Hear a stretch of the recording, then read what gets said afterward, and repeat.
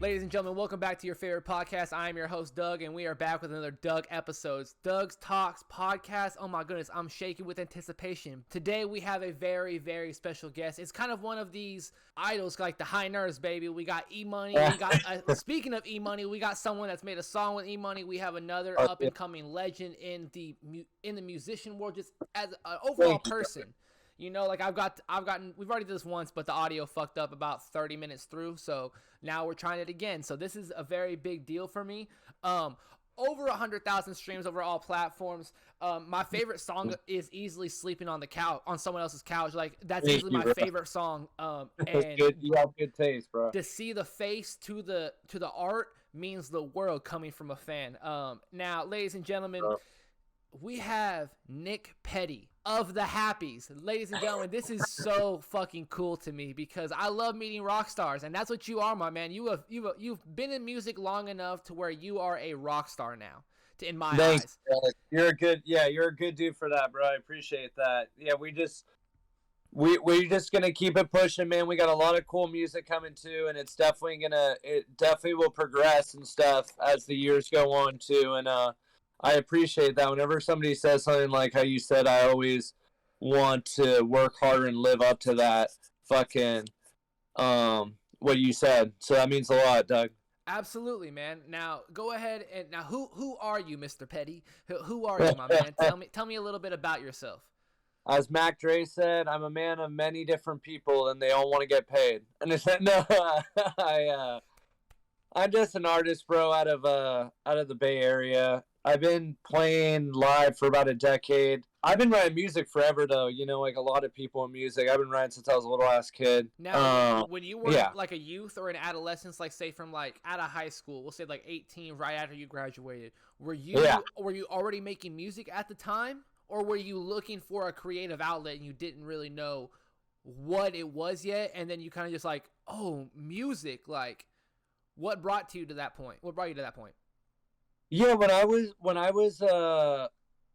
really young, I was into camcorders and like making movies and shit. So when I was really little, we used to just, get the neighborhood kids and film skateboarding and shit like that. And then I was always just like, on Game Gears and shit like that, or Game Boys, I would like listen to a thing and try to like sing to that. My first band was when I was in like 8th grade, and it was like a band that was a joke, you know what I mean? But we would practice and rehearse and record shit when I was 13. It was called the Mauve Lamb Chops. Sick fucking band name, baby.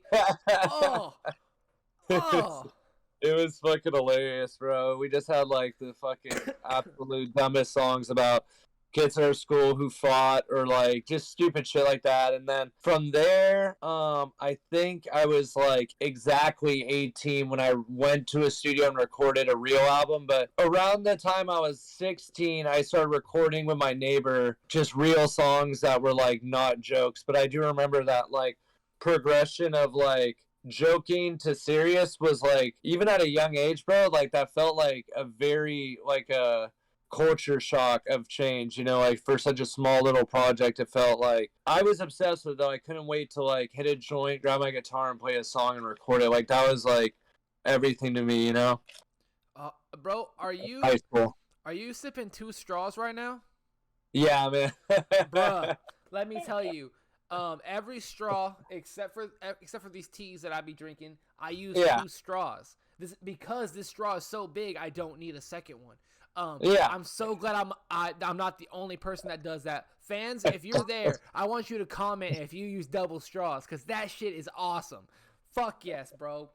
When you lead a band, you're always like the dick kind of. You're like, come on, we got to do. They're always like, oh, shit, that type of thing, right? But so they'll laugh at stuff I do, and sometimes I'll get butthurt. But in all reality, it is kind of funny. Like I'll do some fun, just weird shit sometimes, man. Like one thing I do is I'll have like fucking at practice I'll have like 9 drinks. Like I'll have like half of a soda, in Arizona a fucking yerba mate, a coffee, a tea to drink for my throat, and they'll all be like spread out. You know, I have some weird quirks, and I think I got that shit from my dad. He did that a lot. This reminds me of something that Emoney that Ethan said, and it stuck with me to this day. And it's like if you're trying to make music, you're trying to get to work and stuff like that, trying to get into that rhythm, like that first 25 minutes is gonna be longer than that 3 hours you spend on it. Because once you get over that little slump and you find your rhythm, time's gonna go by so fucking fast. And I live by that now. Like when I go to the gym, I'm like, man, this is gonna fucking suck the first like 15 minutes. And after that first my first workout's done, and I'm going on to another thing. I'm like, oh, this is easy. It's easy peasy lemon squeezy, baby. And it's same thing with my music. Like last night, my girl and I finished like Prisoner of Azkaban, and I was like, let me get a little bit of work done. And so I sat down and I was like, I don't want to write to anything, man. And I was like, nope, fucking get your shit together. I set a 2-hour timer, and I was like, oh, bruh, best believe after like 15 minutes, I found a song, and I was like, shit, gotta write. And then I sent a DM to this producer, and I was like, can you make something like this a little bit? And I sent him like a voice thing in my head, and he was like, oh bro, I've been working on this for like 4 days trying to figure it out. That's the final piece I need. And I was like, oh yes. I was a kid who had depression and shit. You know, I think a lot of kids with ADD have, it's just like scientifically they're supposed to just fucking have higher rates of depression because to me it goes hand in hand. You're being told your entire life to calm down. There's something wrong with you. That eventually that takes a toll on you mentally. That I wish that I could just pick up on shit hella quick. I had a lot of that growing up, and I really felt sorry for myself for a lot of years and stuff. And I think just the biggest thing for me was when I got, you know, like I had my drug period and went through all that. But long story short is just like, when people punished me, bro, and threw me in jails and shit like that, and I had, like, that taught me a lot about life and freedom and stuff like that. And that freedom every day, still to this day, is like the point that I use to motivate me and shit. And everybody has shit like that, whether they've been in their room for months or whatever it is, you know? Now, tell me, how many members have gone through the Happies? Right now, we have Nick, Alex, Brett, and Ben, right? We have a drummer, EY, but the reason Ben left was he had a stomach issue. Yeah, it's this kid, EY, and this, I really have a fantastic feeling about this kid. I feel bad, but he's in between 22 and 25 or so, and he is, I don't know, man, he's just focused. I don't, sometimes, like, people that come from hard upbringings, or maybe they had struggles, like they have a lot of character, and this kid's got like a shitload of character, and it's really refreshing, because we had some months where we were like, what the fuck are we gonna do? And it was such a weird time, bro, because we had just toured with the guy from Sublime. So here we are, we're like sleeping at the Sublime guy's house, right, jamming with him and jamming with the guy from Sublime, which is pretty much like one of the main people that we listen to with our style, like rock, hip hop, fusion, and shit like that. And we're like, we don't have a drummer though. Our drummer's stomach is gonna get fucked up, and we're like, what do we? You know what? So it was a weird thing where for months we're just like lost. We tried out so many people. We even had drummer of Hobo Johnson was said he would be in our band, and they don't have a lot of shows coming up, but he's about an hour and 20 minutes away. But it's been a blessing, you know? Yeah, speaking of Hobo Johnson, like, how long have y'all known each other? Because he gave you guys a shout out. And realistically, bro, the thing I like about Frank, it gets polarized and shit, but his whole thing, like, to me, is like he's a great entertainer. Like, his level of ability to entertain people is staggering, and he invented his own kind of thing for the mainstream world, and I think, like, that really stood out to me. I've known him since, I don't know, maybe 2016. He was going to these poetry circles and shit like that. 2018, I really started seeing him around like local shows, killing it and stuff like that, and my friends playing shows with them and shit like that. And I just like, I always flock to the people around NorCal doing their thing, because like I said, it's just not quite the same as SoCal. but in a way that makes it really special when an artist blows up from NorCal, because it's like a big deal, kind of, you know. It's a very big deal when an artist blows up from NorCal. Like he's been through just levels of hate that I couldn't even imagine, and just like so many people have either love him or hate him. What is your probably your worst flop? Like your worst show that you can think of, like. Yeah. Oh, yeah. We were talking about that. One of the shows that was bad was like when my dad had passed, and I was wearing his clothes and stuff, and we had this drummer, and the drummer would just hit really loud, you know, and just never kind of not hit loud. And he's a great dude, though. I really want to say that. Anyways, long story short, just like I was like, hey man, like I started getting laryngitis, losing my voice from screaming over the mix and all that. And I was like, it's too loud. And he was just, you know, not. To me, at the moment, I felt like he was just purposely ignoring me. And I got a cup of water and, like, shot a little bit of water, and then almost turned into this fist fight, you know, and everybody left the room. And that was a big clusterfuck. And then he poured beer on my dad's sweatshirt, and then, you know what I mean? Yeah. We had just other shows, man, where the monitors wouldn't work, so you couldn't hear the mix, and then so I'd have to sing into another mic, and then the other person get mad that we're not singing to the right mics and screaming at each other on stage, just stupid shit like that. But in all reality, it's like a band is like a family. It's not like a family.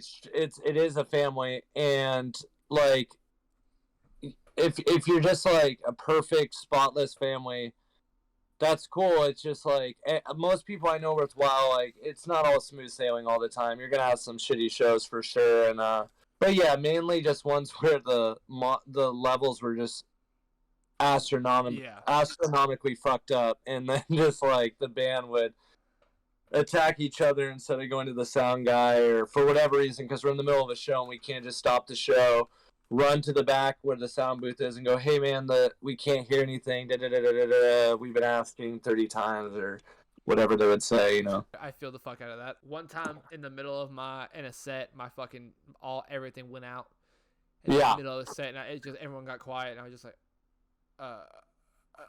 and so I had a homie come up and beatbox, and I was just like, fuck it, I'm just gonna rap. Good, man. Yeah, that's a fantastic way to handle that. We had someone call me about maybe like an hour before the show. It was like a block party, bro. It was like a huge ass thing, bro. And they said, hey, the sound person has to leave at 2, and the show was at like 3:30.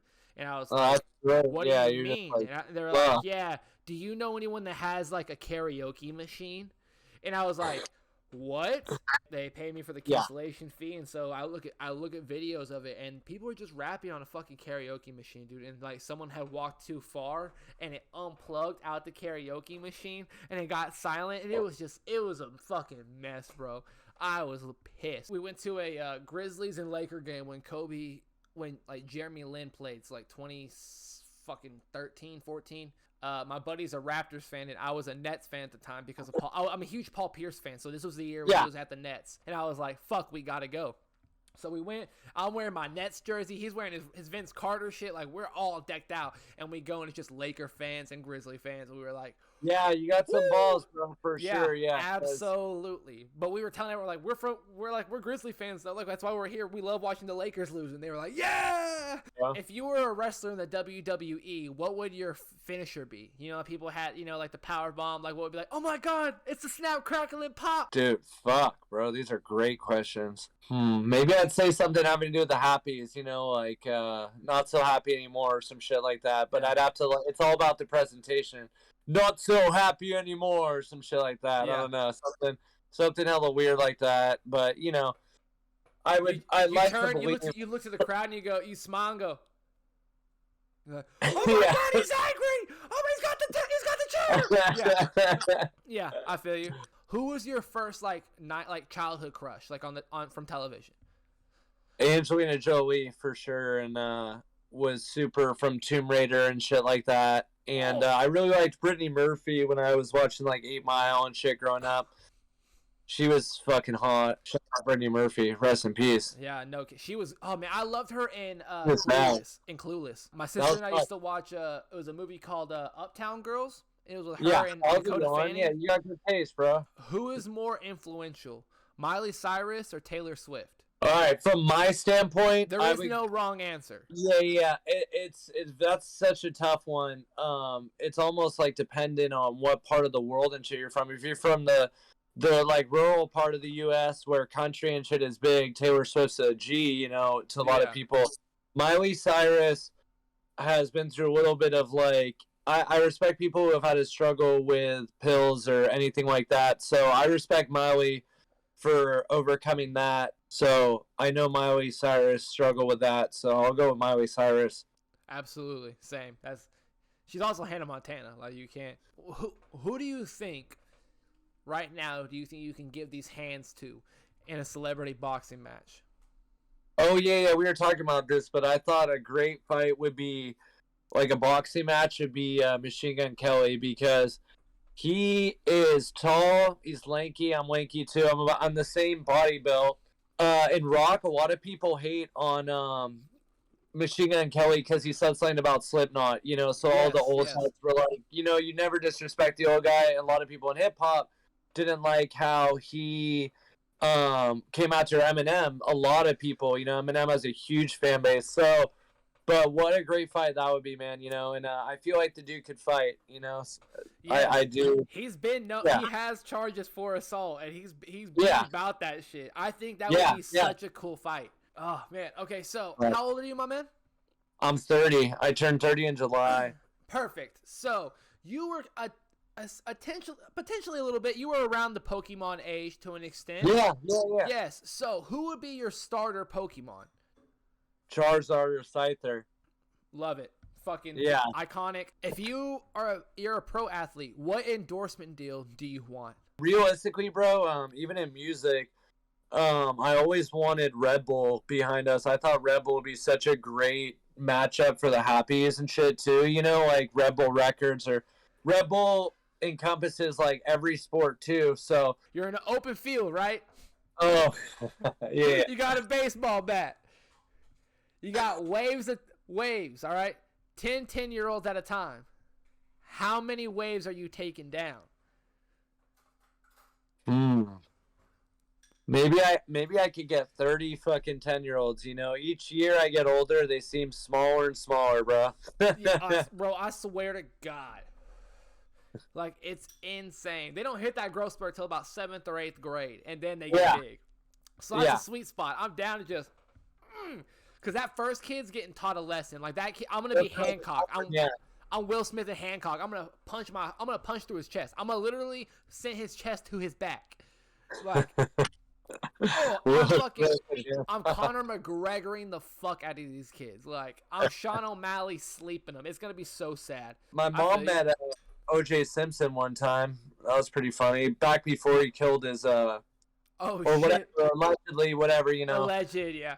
Yeah, he was in SF a lot, and they would run into OJ, would be around SF a lot. That's it. But they didn't say anything. But I have a crazy, really quick story. When I was locked up, and I was locked up for stuff like I got hooked on pills, and the pills started taking me, and like I started writing false checks and just a lot of shit like that, a lot of like pillhead shit. But when I was in jail, this serial killer was in jail with us at the same time, and his name was Naso, and he had killed a bunch of like underage girls in the 70s and stuff, and I was coming out of like the bullpen when he was coming out, and he had like a lot of cops around, and I went, "You're a fucking bitch," you know, right behind his Got it. Oh, yeah, I feel that. I respect the fuck out of that. I've always been like, I've always been a girlfriend guy. Like, I've never been that person that's like, I'm trying to juggle some hoes. Or like, I've always been the guy in the morning that walks like my roommate's girl out. Like, I'm the guy waking up everyone in the morning because I made waffles because everyone else was fucking all night. So you're stoned, right? You go to the gas station. What's your go-to stoner snack at the gas station? Snack and drink. I like any like type of cheddar chips and shit. And my drink, I like Doritos a lot. If you fuck with Doritos, you know what those are? Those Mexican sodas, maybe like a fruit punch Mexican soda, Oh, maybe even Mountain Dew. Really trashy. I fuck with Mountain Dew sometimes, but and then yeah, some Twizzlers, bro. I like Twizzlers, and or gummy bears are good. I forget the brand name. My videographer, we'd always say the brand name, but there's just the mainstream. Haribo, There we go. Haribo, That's yeah, it. That's it. Yeah, that's it. yeah. That's it. Probably man. like the Good man. like the white Gatorade, like the Glacier Cherry, maybe. I like that shit. That was my favorite for a while. And the Um, white soapies were good too. yes. White soapies Or when we were young. like a Calypso, or like a Yeah. If I'm yeah, and then probably like the Twin Snakes. I don't know if you guys had those candies there. They're like Well, I'm gonna take you back. Do you remember a soda called Fruitopias? Of course. You remember What the fuck happened to those? Those were hella good, man. discontinued, bro. You know they just brought back Dunkaroos. No way. I remember those. Swear to God, bro. Yeah, they just brought back like the Wonder Balls from like the 90s. Like I'm a big like nostalgic kid.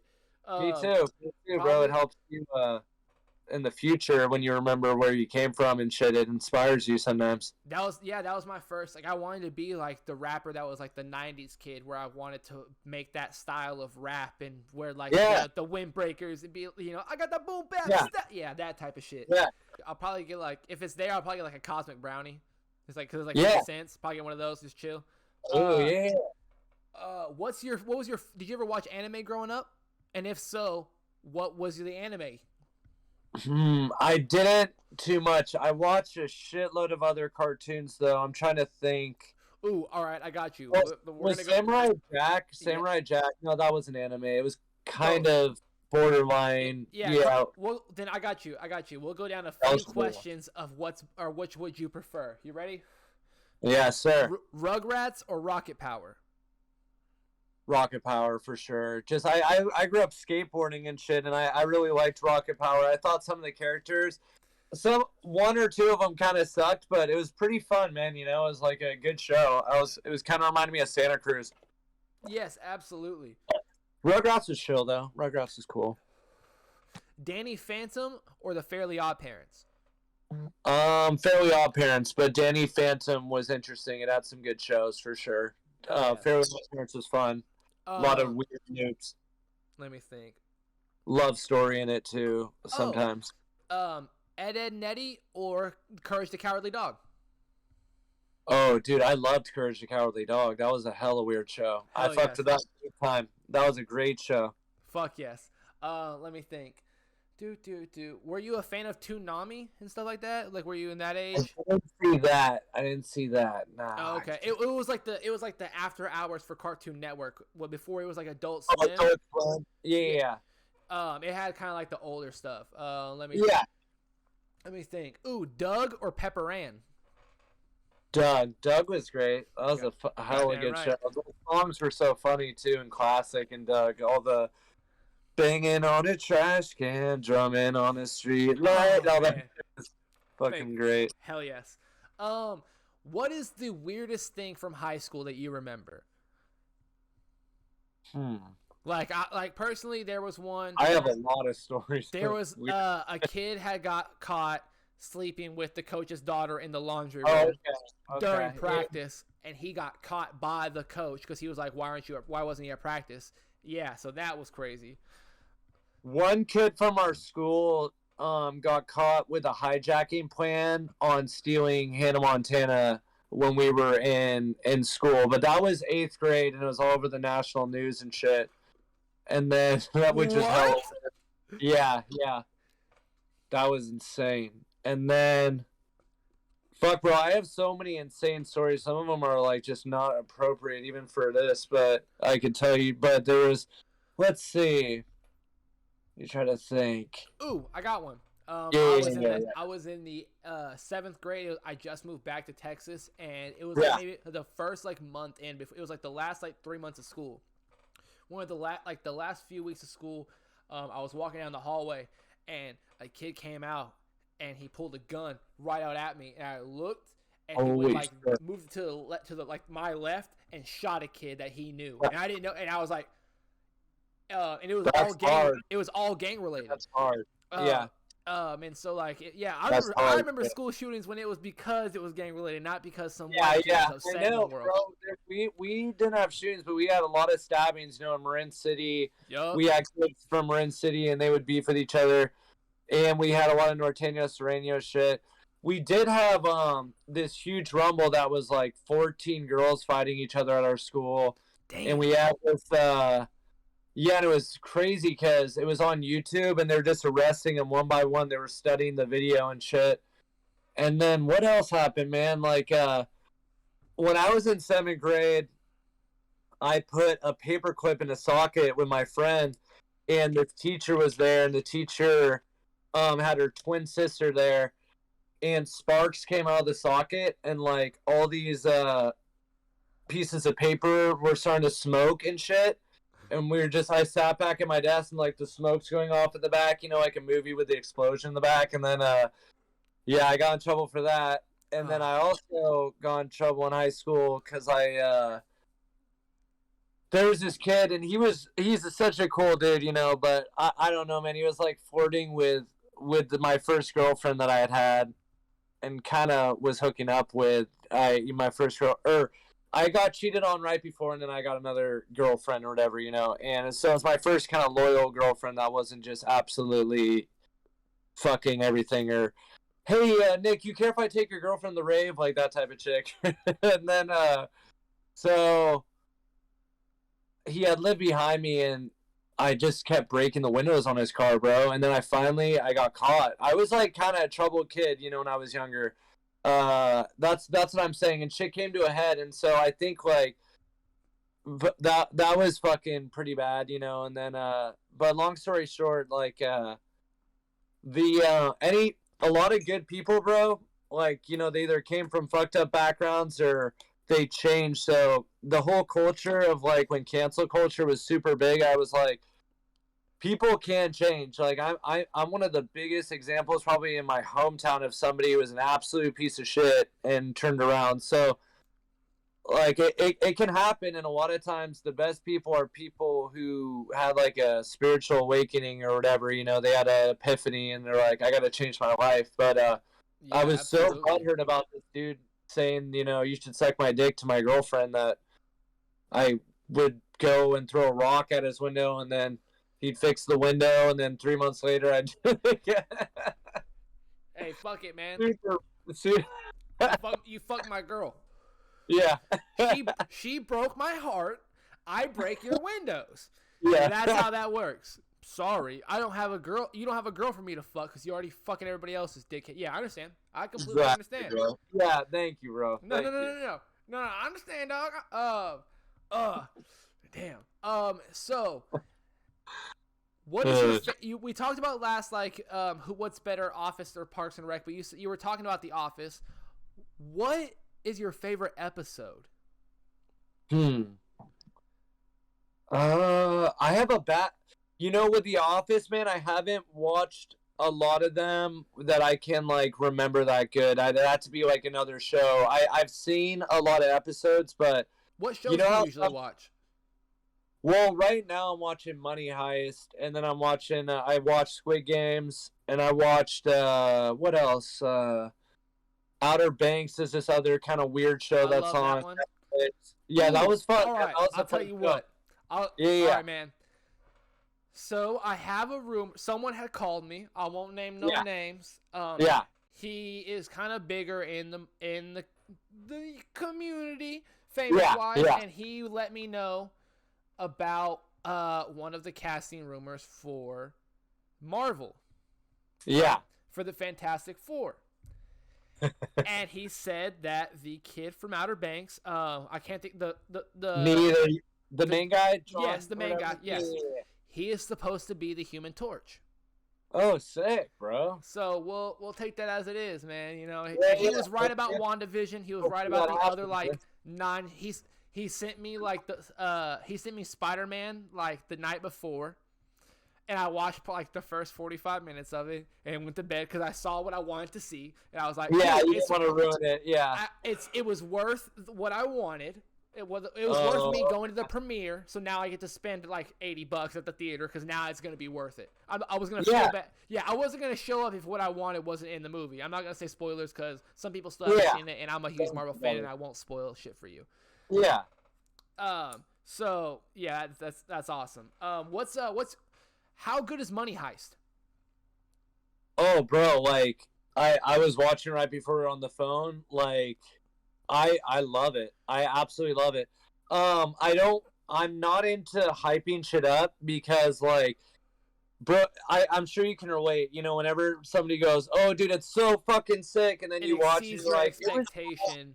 Exactly. So I'm gonna say it's worth watching. You know, just like Outer Banks.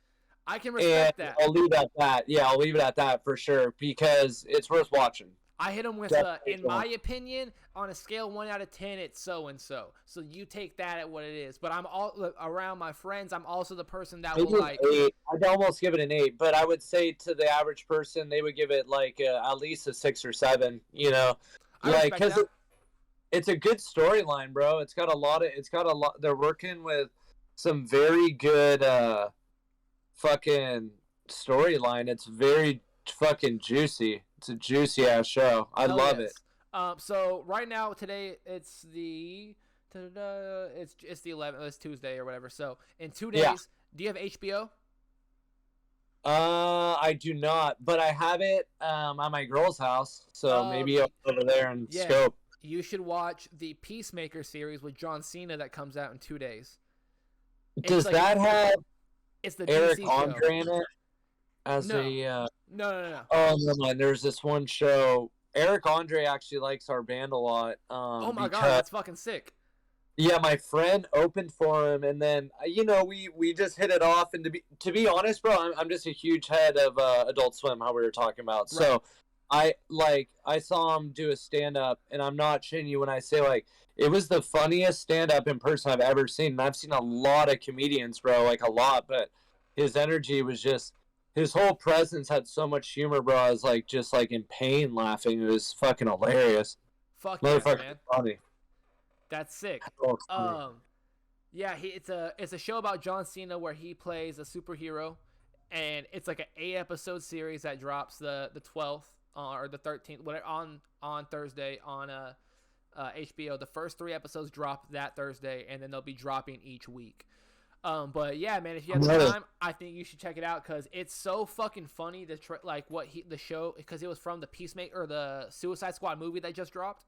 Oh yeah, that was a great movie. Yeah, the second one. There's a second one too, right? Yeah, it's the one that just came out. Yeah, that one was amazing. Okay.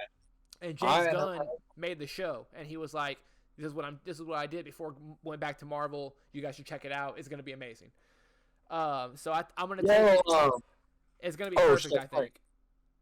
Do you remember Outer Banks when that grandma or whatever was in that house when they're like trying to get the gold and there's that like creepy ass grandma who lives in that house? That scene, bro, like I haven't been scared in a while, but I was like, that grandma would fucking scare the shit out. Something about like when I grew up, bro, I had this shit called sleep paralysis. Have you ever heard of sleep paralysis? So I have night terrors. Have you ever been awake? Yes. And you can't move? I wake up usually for what it feels like a few minutes, but it's probably about 30 seconds. But yeah, it's not fun. My girl's woken me up before. She's caught me, yeah. Dude, sleep paralysis though is this weird fucking phenomenon where you're in between REMs, so you're like this, right? And you're trying to move, but you can't. You have that motion in the dream where you're trying to punch someone, whatever that is, that paralysis. And then you even get these weird auditory hallucinations because you're in between a dream state. So in the corner of your eye and shit, you'll see like a black, like it's like the Catholics and shit really use it as like a demonic type thing. But basically you see a black figure and black like hair, like the ring, like the bitch from the ring. What night terrors are is you're just vocal about it. It's essentially the same thing as sleep paralysis. But you can scream. Oh shit! Yeah, so that's My the girl like that, best. bro. She talks like crazy in her dreams. She's always fighting someone in her dreams. Yeah, like there's been times where I've been like, ah, and my girl like wake up and like or sometimes like, I won't wake her up. She'll be in a deeper sleep, and I'll finally and I'll wake up mid scream, and I'm like, yeah. Yeah, oh, it's bad, bro. Oh, it's bad. Yeah, Like, that's fucked. I feel for you, man. I feel for you. It maybe for me, I use a lot of affirmation shit when I sleep because I'm just naturally wired to kind of be negative at times. So I really have to do like extra work for my fucking brain, like. But yeah, that shit helps. Or like oldies in the background is this playlist where it's like old music playing, and I don't know, it just makes your psyche not as inclined. Do you eat right before you go to bed? If you eat, the sugar metabolizes in your brain, and it induces nightmares and shit. Yes. Like, just that story about that school shooting is a very big deal, and that really paints a picture of the climate of like tensions at the school and shit at that time and stuff like that. And we had in all reality, I feel you.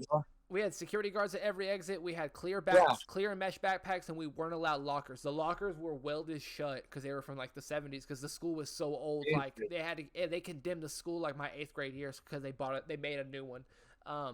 But it was like that shit was crazy. Like I went from like a country kind of esque school to finally moving to where my grandma's from, where it was the ghetto. Like it was like Friday, and I became accustomed to this, like when I moved back to Arkansas and there was zero violence towards me once I put myself in the situation, I still woke up every day like, well, this is the day I kick it. Like all my friends are dying. Like, oh, I can't go down this road. Why? Because I think someone's down this way, and I just would always have this like sense of paranoia. To where I didn't know myself and I couldn't trust anyone. And even my girl, when she came down, she was like, "This literally looks like San Andreas." And we were smoking one night with my cousin, and I just looked at him and I was like, "Where is everyone, man? Like, how is everyone doing?" And he looked at me, took a deep breath, blank face, and he was like, "They're dead.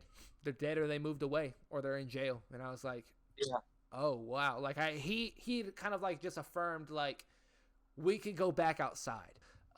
And just being like a product of that environment had made me a little more ghetto than my skin color, or a little bit more a little different than others, and it just made me more proud and understanding of what life really was. So when I was younger and like going through high school, I was like, I don't care about winning fucking prom king.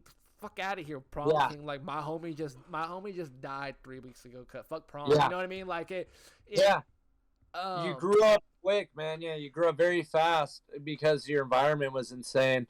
Yeah, absolutely. And so that's another point of like the whole night terrors and going through depression and just showing people that we get better. You know what I mean? Like, and so my final question for you, and I would like for you, if you don't want to talk about it, that's perfectly fine. No, bro, anything goes. And I appreciate you getting deeper with what you were talking about, bro, because and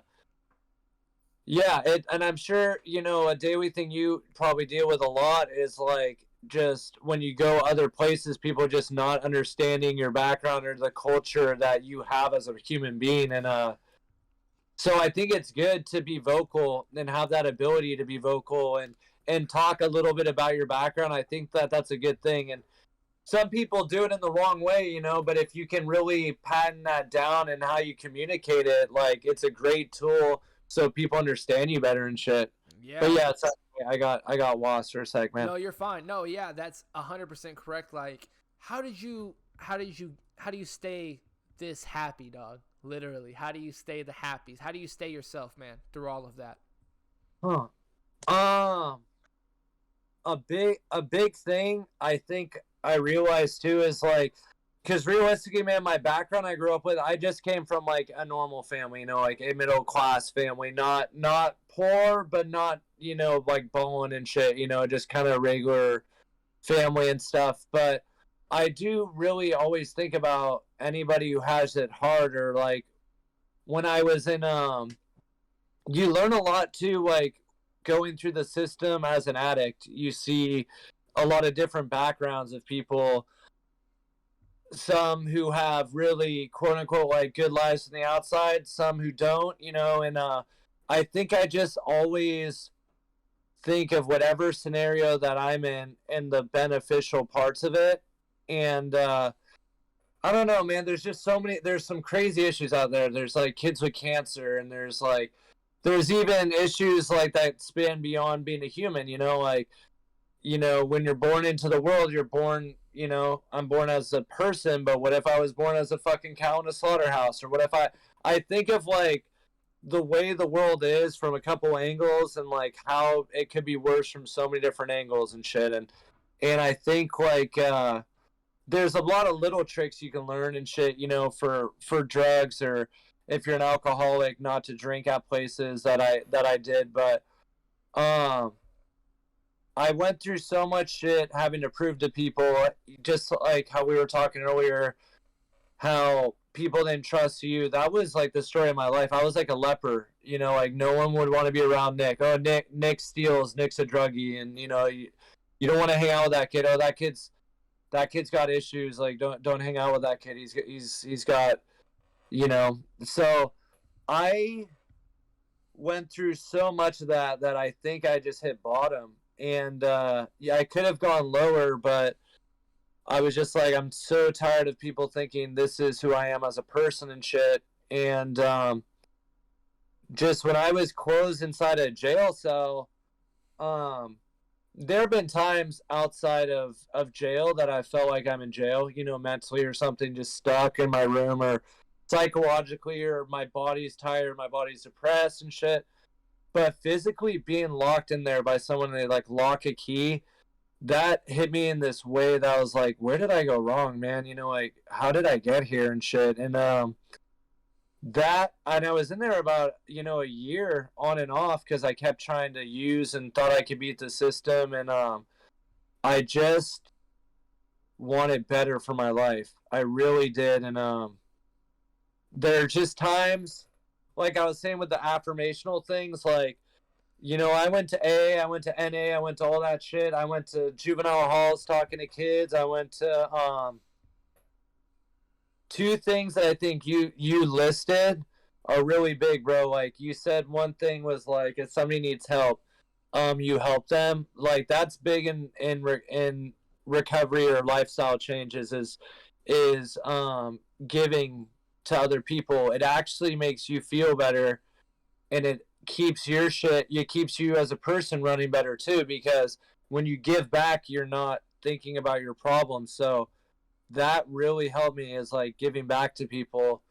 And music too, because in all reality, how we touched on earlier, like the world is not like all roses some days. Like some days it's really good, and some days it really sucks. That's what makes life beautiful. It's not purgatory. It's not one thing. So when those times get really tough and shit, you just got to remember, like, other people have it worse, and sometimes you got to brainwash yourself. You got to listen to positive shit, because the world isn't teaching positive shit. You have to find that for yourself and install it in your brain. So I listen to a lot of positive YouTube videos and shit, because like my brain wants to destroy itself, it wants, hey, you can relate. 100%. I know you can relate. Yeah. So that is but yeah, music too. It's a good, like, there's a lot of dysfunction within the music industry, and it fulfills that void that you look for as an addict. You know what I mean? Like, there's a lot of craziness and weirdness that is good for the creative mind, or the addict mind. And some people learn, unfortunately, later, and then they get into drugs and music and shit. But drugs were always where I was at. They're at the construction sites. They're at the restaurants I worked at. They're at everyone in every part of life is either on or off drugs and shit. So it's just one of those things where I think you get tired, and you're like, you realize that you're not getting out of it what you want, and sometimes you need professional help and shit. But yeah, and deaths, bro. Like, all my friends were committing suicide, or we didn't have as much like violence in my school, because it was middle class and shit. We had a lot of it, we had a staggering amount of ODs. We had a staggering amount of suicides because everyone is like, I should be happy. I have all this shit. I should be happy. What the fuck is wrong with me? What am I missing? And,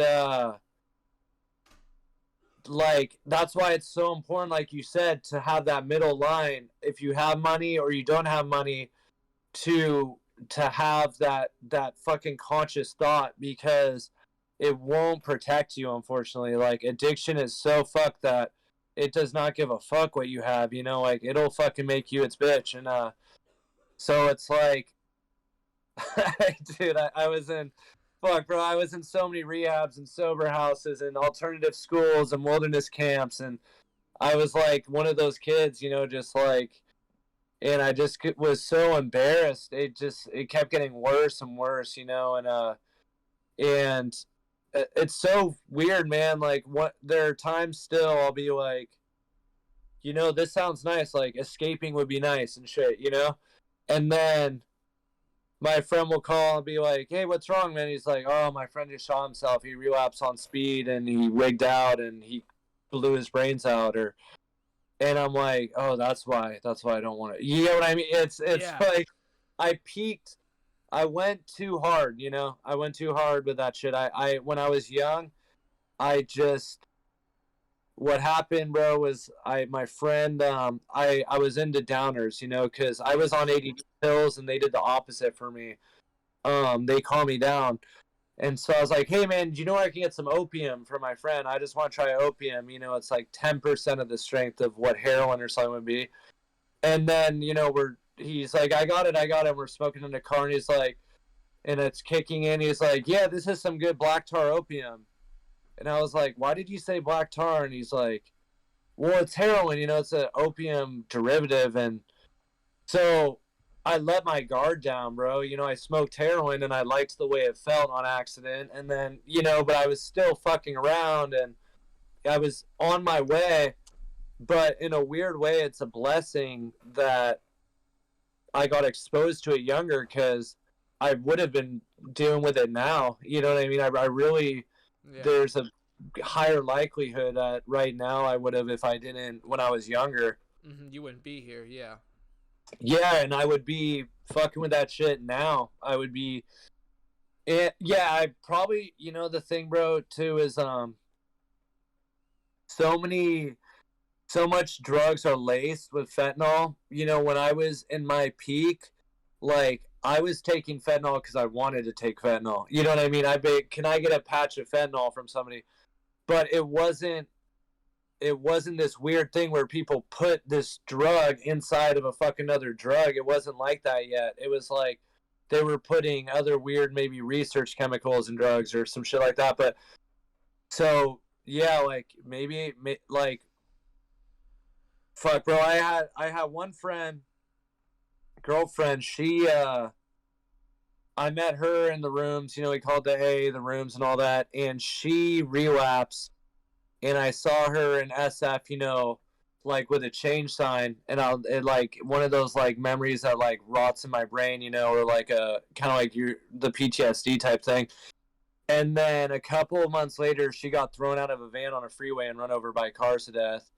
Like, that was one thing that happened. And then another one was a girl from one of our music videos purposely overdosed on Oxycontin. Then right after my dad died, my ex-girlfriend took probably, she thought it was an oxy or something, had fentanyl, boom, in the bathroom, just immediately dead.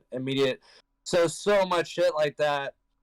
It's almost hard for me to be like, even muster up justifications, because I'm like, I know, like, where that shit goes for someone like me, you know? You understand the consequences, yeah. Yeah, sometimes it's not always there and shit because no one's talking about it, and they're not gonna just broadcast, hey, my friend just shot her, you know, or whatever, my friend.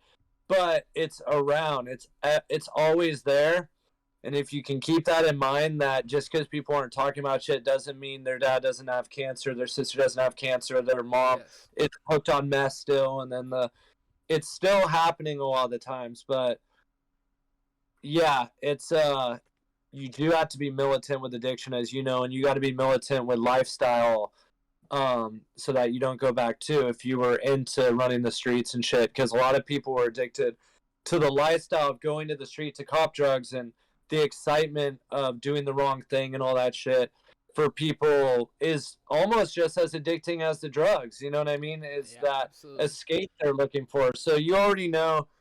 And yeah, it's like I could have got fucked up a lot, bro. I had people pull knives on me and shit, and I would be on drugs and just say dumb shit like, I'll fucking fight you. I don't give a shit, you know, and just things I look back on where I pushed my luck a lot. You know what I mean? I really did. I understand.